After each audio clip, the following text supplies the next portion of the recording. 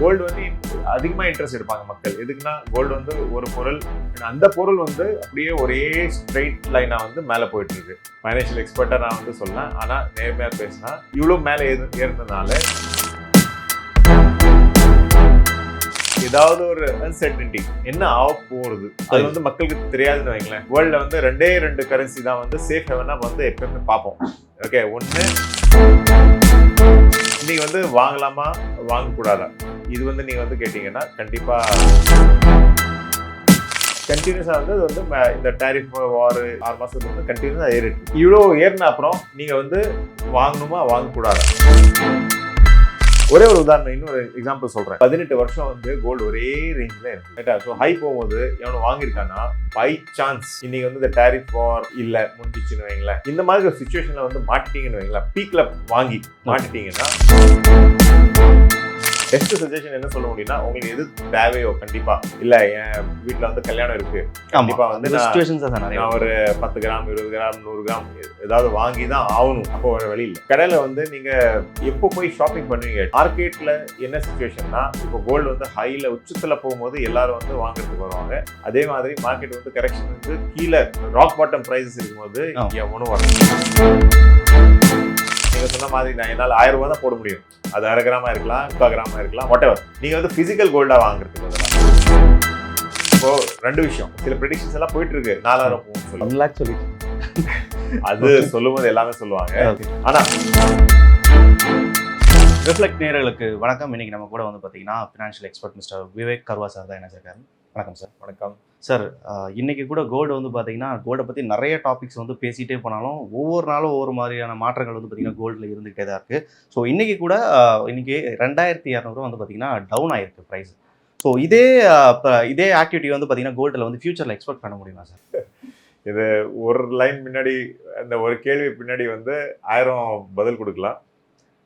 First of all gold வந்து எதுக்கு மேலே போயிட்டுருக்கு அதான் டிஸ்கஸ் பண்ணணும். ஓகே, இப்போ உங்களுக்கு வந்து ஞாபகம் இருக்கும், கொஞ்ச நாள் முன்னாடி வந்து ஸ்டாக் மார்க்கெட் பங்கு வந்து ரொம்ப மேலே போகும்போது அப்படியே மேலே ஒரே ஏற்றத்தோட போயிட்டே இருந்தது. ஆமாம். அப்போ ரிக்ஷாக்காரர் கூட ஆட்டோ டிரைவர் கூட வந்து மார்க்கெட்டில் வந்து முதலீடு செய்யணும்னு சொல்லி ஆக்சுவல் 2-3 பேர் என் ஆஃபீஸே வந்திருக்காங்க. Okay okay okay. ஸோ என்ன ஆகும், ஏதாவது ஒரு பொருள் வந்து விலை அப்படியே ஏறும்போது மக்களோட இன்ட்ரெஸ்ட் வந்து அதில் வந்து அதிகமாக இருக்கும், மக்கள் வந்து அதிகமாக பார்ப்பாங்க. ஸோ கண்டிப்பாக அதனால மார்க்கெட் பற்றி எல்லாரும் பேசிட்டு இருந்தாங்க. அதுக்கப்புறம் மார்க்கெட் ஒரு கரெக்ஷன் கொடுக்கும்போது இன்னைக்கு வந்து நிறைய பேர் வந்து மார்க்கெட்லேருந்து வெளியே கூட போயிருக்காங்க. ஓகேட்டா. ஸோ அதே மாதிரி கோல்டு வந்து அதிகமாக இன்ட்ரெஸ்ட் எடுப்பாங்க மக்கள். எதுக்குன்னா கோல்டு வந்து ஒரு பொருள், நம்ம நாட்டில் வந்து கோல்டு வீட்டில் வந்து வேற ஏதோ இல்லையோ, சாப்பிட்றதுக்கு பைசா இருக்கோ, கோல்டு கண்டிப்பாக இருக்கும் ரைட்டா. அண்ட் அந்த பொருள் வந்து அப்படியே ஒரே ஸ்ட்ரெயிட் லைனாக வந்து மேலே போயிட்டுருக்கு. ஸோ அதனால் எல்லாரும் வந்து கோல்டு பற்றி பேசிகிட்டு இருக்காங்க. இன்ஃபேக்ட் என்கிட்ட டெய்லி அட்லீஸ்ட் ஒரு 2-3 query வந்து ஃபோன் வந்து தொலைபேசியில் வந்து கண்டிப்பாக ஏதாவது ஒரு கேள்வி வரும், என்ன பண்ணலான்னு சொல்லி. ஸோ இதுக்கு வந்து பதில் என்ன இருக்குன்னா, என்ன பண்ணலான்னு யாருக்குமே தெரியாது. ஓகே, எனக்கும் தெரியாது. ஃபைனான்ஷியல் எக்ஸ்பர்ட்டாக நான் வந்து சொல்லலாம். ஆனால் நேர்மையாக பேசினா இவ்வளோ மேலே ஏறினதுனால இப்போ 2000 ரூபாய் குறைஞ்சிருக்குன்னா அது வந்து பெரிய விஷயம் இல்லை ரைட்டா. எந்த பொருள் வந்து ஒரு 10% மேலே போயிடுச்சுன்னா, 2 படி மேலே ஏறிச்சுன்னா, 1 படி இறங்கிச்சுன்னா அது வந்து பெரிய விஷயம் இல்லை. ஆனால் எவ்வளோ ஏறி இருக்கோ அவ்வளோ இறங்குமா, அதுதான் வந்து நிறைய பேர் வந்து கேட்டுட்டு இருக்காங்க. கொஞ்சம் ஹிஸ்ட்ரி பற்றி நம்ம வந்து பேசினா, ஃபர்ஸ்ட் ஆஃப் ஆல் எதுக்கு வந்து இவ்வளோ ஆயிட்டு இருக்கு. ஒன்று, யூஎஸ் எலெக்ஷனுக்கு அப்புறமா வந்து இந்த டேரிஃப் விளையாடிட்டு இருக்காங்கல்ல. ஆமாம். ஸோ யூஎஸ் ஒரு டேரிஃப் போட்டுட்டு இருக்கு, சைனா அவங்களுக்கு வந்து போட்டி மாதிரி ஆயிடுச்சு. யூஎஸ் வந்து 100 சொன்னா சைனா 145 சொல்லும், சைனா 145 சொன்னா இவர் 200 சொல்லுவாரு. அந்த மாதிரி ஒரு காம்படிஷன் ஆயிட்டு இருக்கு. ஸோ கோல்டு வந்து ஆஸ் அ பொருள் வேர்ல்டுல வந்து ஏதாவது ஒரு அன்சர்டனிட்டி என்ன ஆக போகுது அது வந்து மக்களுக்கு தெரியாதுன்னு வைங்களேன். வேர்ல்டுல வந்து தெரியாத விஷயத்துல வந்து கோல்டு வந்து மேலே ஏறும். எதுக்கு? வேர்ல்டில் வந்து 2 கரன்சி தான் வந்து சேஃப் ஹெவனா வந்து எப்பவுமே பார்ப்போம். ஓகே, ஒன்று dollar, US dollar. So US dollar வந்து இன்னைக்கு வந்து சேஃப் ஹெவனான்னு சொல்லி நிறையா பேருக்கு வந்து அந்த டவுட் வந்து மனசில் இருக்குது. ஓகே, 2வது பொருள் கோல்டு. அது சொல்லுவாங்க இல்லை, நீங்கள் வந்து ஒரு காட்டுலேயோ ஏதாவது ஒரு தெரியாத இடத்துலையோ எவனும் இல்லை, உங்கள் பாஷை கூட அவங்க வந்து பேச முடியாது, அங்கே வந்து மாட்டிட்டீங்கன்னு வைங்களேன், டாலருக்கு பாக்கெட்டில் இருந்தால் செல்லும், இல்லைன்னா ஒரு தங்கம் வந்து இருந்தால் கண்டிப்பாக செல்லும். ஸோ அதனால தான் இந்த 2 பொருளில் வந்து இவ்வளோ இன்ட்ரெஸ்ட். ஓகே, இப்போ நெக்ஸ்ட் என்ன ஆக போகுதுன்னா, ஸோ என்னன்னா அங்கே வந்து உங்கள் செயின் ஏதோ தங்கம் இருந்தால் கண்டிப்பாக சொல்லும். ஸோ அதனால தான் வந்து டாலருக்கும் கோல்டுக்கும் வந்து ஒரு இவ்வளோ தனி மதிப்பு. மதிப்பு இருக்கும் சார். இப்போ ஏன் இவ்வளோ வாலட்டிலிட்டி இருக்குன்னா, மேலே எதுக்கு போயிட்டு இருக்குன்னா, பேசிக்கலி இந்த டேரிஃப் விளையாடிட்டு இருக்காங்கல்ல. ஸோ அதுக்காக ஒரு நாள் வந்து யூஎஸ் வந்து சைனா மேல 100 போட்டா அவங்க வந்து போட்டியே விளையாடிட்டு இருக்காங்க. இவர் வந்து 150 சொல்லுவாரு, அவர் 150 சொன்னா இவர் 200 சொல்லுவாரு. அந்த மாதிரி வந்து ஆயிட்டு இருக்கு. ஸோ அதனால ஒரு அன்சர்டனிட்டினால வந்து கோல்டு வந்து மேல போயிட்டு இருக்கு. நீங்க வந்து வாங்கலாமா வாங்கக்கூடாதா, இது வந்து நீங்க வந்து கேட்டீங்கன்னா கண்டிப்பா ஒரு ரொம்ப டஃப்பான கேள்வின்னு சொல்லலாம். இது வந்து பதில் யாருக்கிட்டையும் வந்து கரெக்டா இருக்காது. ஆனா சில டேட்டா நான் வந்து உங்களை வந்து சொல்ல முடியும். அந்த டேட்டா படி ஃபைனல் முடிவு வந்து நீங்க தான் எடுக்கணும். ஏன்னா நிறைய கால்ஸ் வந்து வந்துட்டு இருக்கு. 3 ஆகஸ்ட் 2020 கோல்டு இப்போ வந்து நான் வந்து இந்தியன் கோல்டோட ரேட் வந்து பேசல. எதுக்குன்னா டாக்ஸஸ் எல்லாம் சேர்த்து கரன்சி. ஏன்னா நம்ம வந்து கோல்டு ரேட் எடுக்கிறது வந்து கடல்ல கூட போனீங்கன்னா நியூயார்க் மெட்டல் எக்ஸ்சேஞ்சில் வந்து என்ன கோல்டு ரேட் ஆயிட்டு இருக்கும், ட்ரேட் ஆயிட்டு இருக்கும். ஸோ அந்த கோல்டு ரேட்டை வந்து எடுத்து தான் அதை வந்து கால்குலேஷன் வந்து நம்மளோட இந்தியன் பிரைஸ் வந்து வரும். ஸோ இந்தியாவில் வந்து நீங்க கோல்டை வந்து கண்ட்ரோல் பண்ண முடியாது, பண்ணல. அது வந்து வெளிநாட்டில் அந்த யூஎஸ்ல இருந்து தான் அந்த கோல்டு ரேட் வந்து வருது. ஸோ டாலர் கணக்கில் வந்து நான் வந்து பேசுறேன். ஸோ இங்க வந்து இந்தியாவில் எப்படி மாறும்னா, இப்போ டாலர் வந்து 50 ரூபானா அங்கே 1000 ரூபாய் கோல்டுனா 1000 × 50. டாலர் வந்து 100 ஆயிடுச்சுன்னா 1000 × 100. ஸோ அந்த வித்தியாசம் வரும். பிளஸ் உங்களோட டாக்ஸேஷன். ஓகே. ஸோ நான் வந்து வெறும் dollar pure base currency base price சொல்லுவாங்க, அதை வந்து பேசுறேன். 3 ஆகஸ்ட் 2020 வந்து கோல்டோட ஹை வந்து $2075. அதான் ஹை. ஓகே. ஸோ ஆகஸ்ட் 2020 நம்ம வந்து கோவிடுக்கு அப்புறம் அது வந்து உலகம் இருக்குமா இல்லையான்னு சொல்லும்போது கோல்டு வந்து மேலே போயிருக்கு. அதுக்கப்புறமா கோல்டு கரெக்ஷன் ஆயிட்டு அடுத்த ஹை அந்த 2075 கிட்ட எப்போ போயிருக்குன்னா மார்ச் 2022 வந்து 2070 ஹை. ஆனா 2075 முதல்ல ஆகஸ்ட் 2020 ஹை வந்து உடைக்கல. ஓகே. ஸோ 1.5 வருஷமா வந்து அதே ரேஞ்சில் இருந்தது. அதுக்கப்புறமா வந்து லோ போயிருக்கு. செப்டம்பர் 2022 வந்து லோ வந்து 1614. 2075 போயிட்டு கீழே வந்து திருப்பி 2070 உடைக்க முடியல, ஹை உடைக்க முடியல. அங்க போயிட்டு 1614 கீழே வந்து வந்துருச்சு. ஓகே. ஃபைனலா இப்போ வந்து உடைச்சிருக்குன்னா அப்ராக்சிமேட்லி பிப்ரவரி 2024 உடைச்சி இன்னைக்கு வந்து 3312 வந்து ட்ரேட் ஆயிட்டு இருக்கு. ஹை ஆயிடுச்சு. ஸோ அப்படியே கண்டினியூஸா. ஓகே. கண்டினியூஸா வந்து அது வந்து இந்த டேரிஃப் வார் இந்த போன ஆல்மோஸ்ட் 6 மாசத்துல இருந்து கண்டினியூஸா ஏறிட்டு இருக்கு. இவ்வளோ ஏறின அப்புறம் நீங்க வந்து வாங்கணுமா வாங்கக்கூடாதா? ஒரே ஒரு உதாரணம், இன்னொரு எக்ஸாம்பிள் சொல்றேன். டிசம்பர் 1987 கோல்டோட ஹை வந்து $502. இன்னைக்கு 3000 பேசிட்டு இருக்கேன், 6 மடங்கு ஆயிடுச்சு. ஸோ 1987 வந்து 502. அது வந்து எப்போ பிரேக் பண்ணிருக்கு, அதுக்கப்புறம் வந்து பிரேக்கே பண்ணல. 2005 அது வந்து பிரேக் ஆயிருக்கு. ஓகே. அந்த 505. ஸோ என்னன்னா 18 வருஷம் வந்து கோல்டு ஒரே ரேஞ்சில் இருந்தது. ஸோ ஹை போகும்போது எவனை வாங்கியிருக்கான்னா பை சான்ஸ் இன்னைக்கு வந்து இந்த டேரிஃப் வார் இல்லை முடிஞ்சிச்சுன்னு வைங்களேன், அது முடியும். அதுவும் வந்து ஒரு சமயத்தில் வந்து கண்டிப்பாக முடியும். இப்படியே போயிட்டு இருக்க முடியாது. கரெக்டா. ப்ளஸ் குளோபல் ஏதாவது ஒரு டென்ஷன்ஸ், இது இஸ்ரேல் வார் போயிட்டு இருக்கு, ரஷ்யா யுக்ரைன் போயிட்டு இருக்கு, இதெல்லாம் வந்து ஒரு ஃபுல் ஸ்டாப்க்கு வந்துச்சுன்னா கோல்டு வந்து கீழே வரலாமா கடவுள் தான் தெரியும்.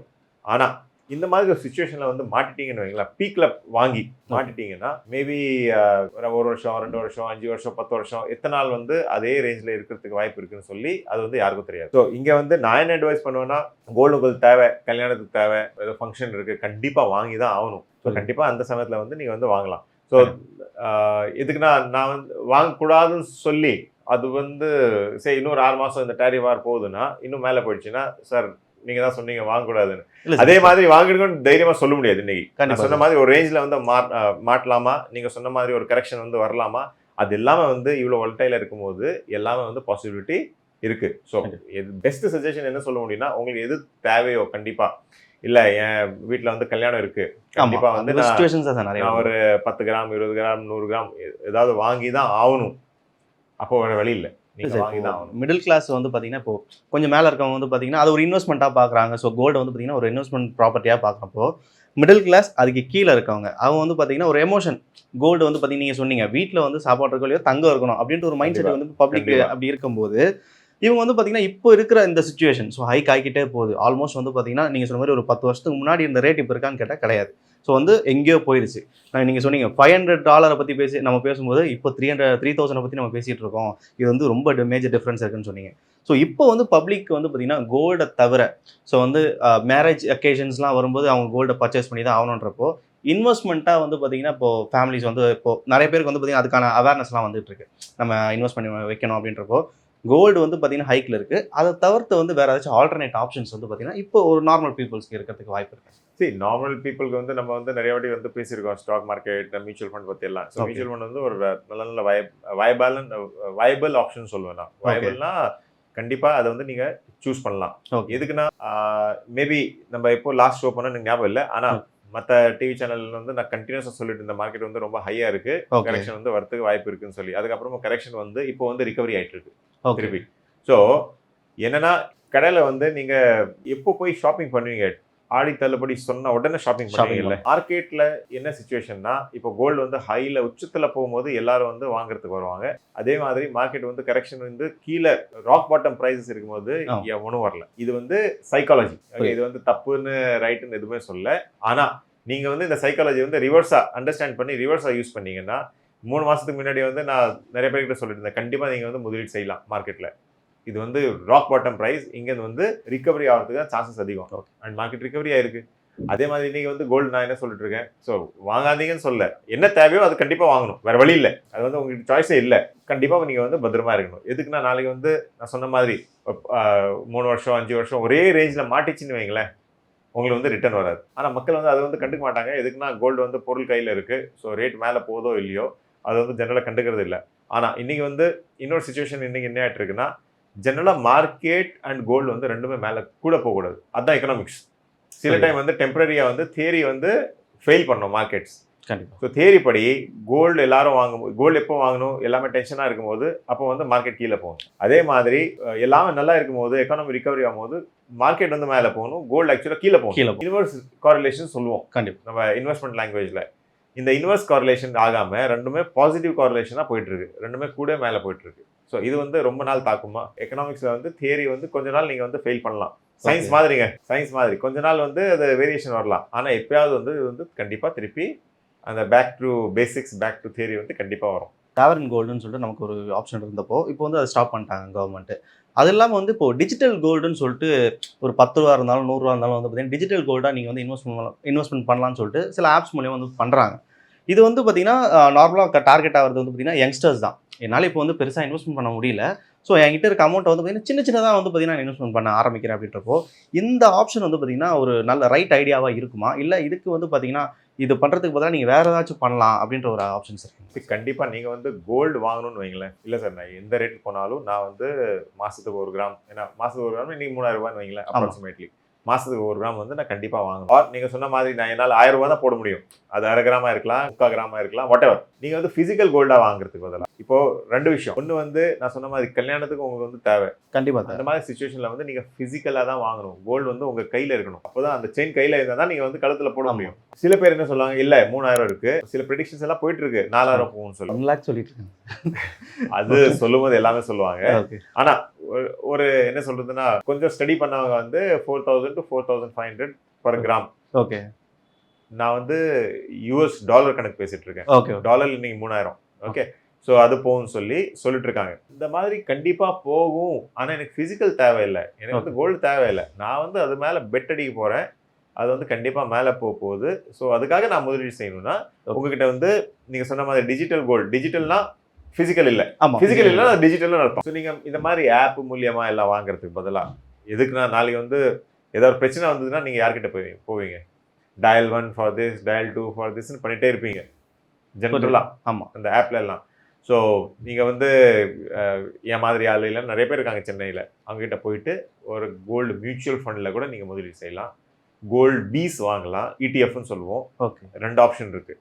ஸோ இடிஎஃப் வாங்கினீங்கன்னா நீங்கள் வந்து ஒரு டிமேட்லேயே வந்து ஒரு கிராம் வாங்கலாம், மினிமம் அங்கே 1 கிராம். ஓகே. ஸோ நீங்கள் வந்து ₹3000 அங்கேயும் ₹3000 இருக்கும் அப்ராக்சிமேட்டாக. ஓகே. ஸோ நீங்கள் டிமேட் ஓப்பன் பண்ணி ஒரு கிராம் மாதத்துக்கு வாங்கலாம். 10 கிராம் வாங்கணும், 10 கிராம் கூட வாங்கலாம், எவ்வளோ தேவையோ அவ்வளோ வாங்கலாம். சிம்பிள். எப்போ தேவை இல்லையோ, எப்போ விற்கணுமோ நீங்கள் வந்து அதே மாதிரி ஒரே பட்டன் தட்டில் வந்து நீங்கள் வந்து விற்கலாம். அதே மாதிரி கோல்டு மியூச்சுவல் ஃபண்டுன்னு ஒன்று இருக்குது. அவங்ககிட்ட வந்து பேக்கிங் பை கோல்டு இருக்கும். நீங்கள் வந்து ₹1000 மாதம் எஸ்ஐபி கூட அதில் வந்து பண்ணலாம். ஸோ அந்த 2 ஆப்ஷனும் இருக்குது. டிஜிட்டலில் இந்த 2 பெஸ்ட் ஆப்ஷன். மற்றது வந்து இந்த சிட் ஃபண்ட் எல்லாம் போடுவாங்க. சிட் ஃபண்ட்னா இந்த கோல்ட் ஸ்கீமில் போடுவாங்க. 10 மந்த்ஸ் போடுங்க, 12 மந்த்ஸ் ஃப்ரீ, 11 மந்த்ஸ் போடுங்க, 1 மந்த் ஃப்ரீ. அதெல்லாம் வந்து நான் அவாய்ட் பண்ண சொல்லுவேன். ஏன்னா அதில் வந்து நீங்கள் கண்டிப்பாக ஃபிசிக்கல் தான் வாங்கி ஆகணும். ஸோ நிறைய விஷயங்கள் வந்து பார்த்தீங்கன்னா கூட பகிர்ந்துக்கிட்டீங்க. உங்கள் நேரத்துக்கு ரொம்ப நன்றி சார். நன்றி.